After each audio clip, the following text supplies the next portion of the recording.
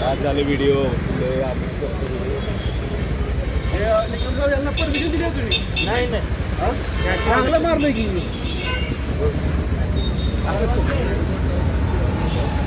काय म्हणते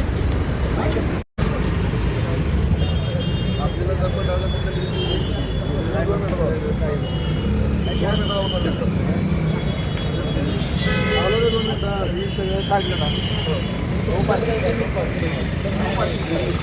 गोड करू माझी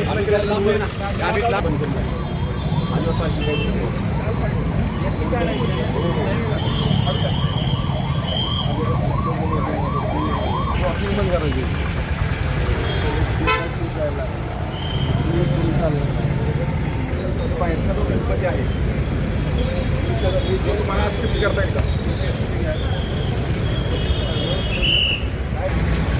उद्यापासून मोहीम चालू द्या. काय तुम्हाला काय सगळ्यांना काढेल नेम सगळ्याला एक सारखं कुणाचं ठेवायचं कुणाचं नाही सगळ्यांना काढायचं.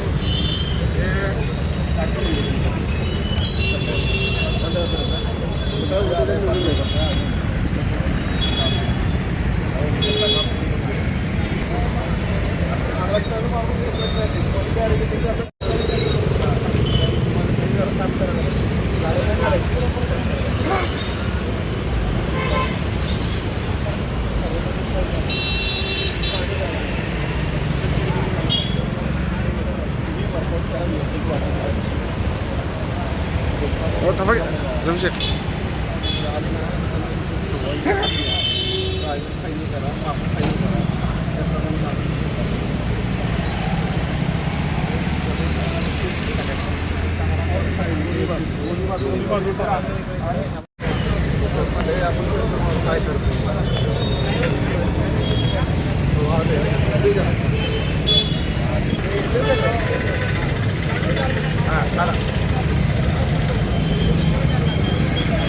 ही जे म्हणते ना ही नाहीच खाली येते बंद ती साईड काळजी पाहिजे मागे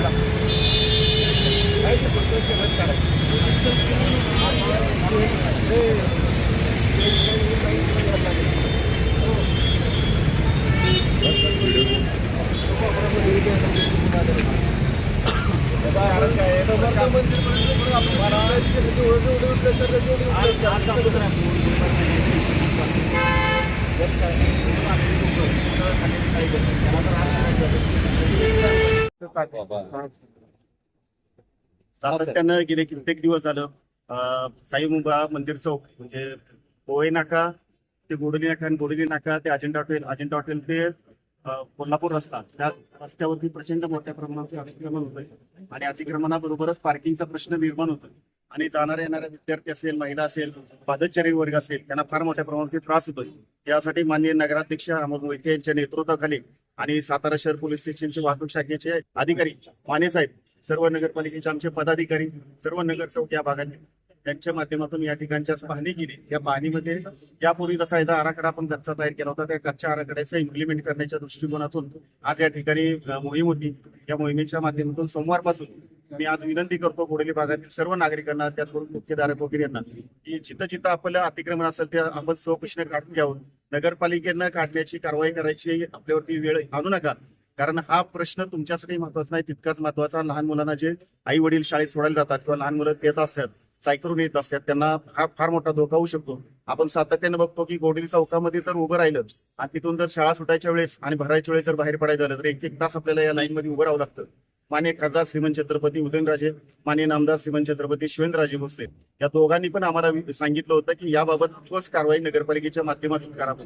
आज लोकांचा पादचाऱ्यांचा त्याचबरोबर वाहतूक डिपार्टमेंटचा सहकार्याने आज ही मोहीम आपण पाहणी दौरा केलेला आहे. त्या पाहणी दौऱ्याच्या दृष्टिकोनातून सोमवारपासून ही जी मोहीम चालू होईल आणि या संपूर्ण भागातील वाहतूक सुरळीत कशा पद्धतीने यावर ट्रॅफिक त्याचबरोबर सातारा नगरपालिका यांच्या दोघांच्या माध्यमातून नियोजन केलं जाईल आणि या नियोजनाचा कुणालाही त्रास होणार नाही या दृष्टिकोनातून केलेलं आहे. माझी पुन्हा एकदा विनंती राहील या भागातील अतिक्रमणधारकांना की आपलं अतिक्रमण स्वतःहून काढून घ्या.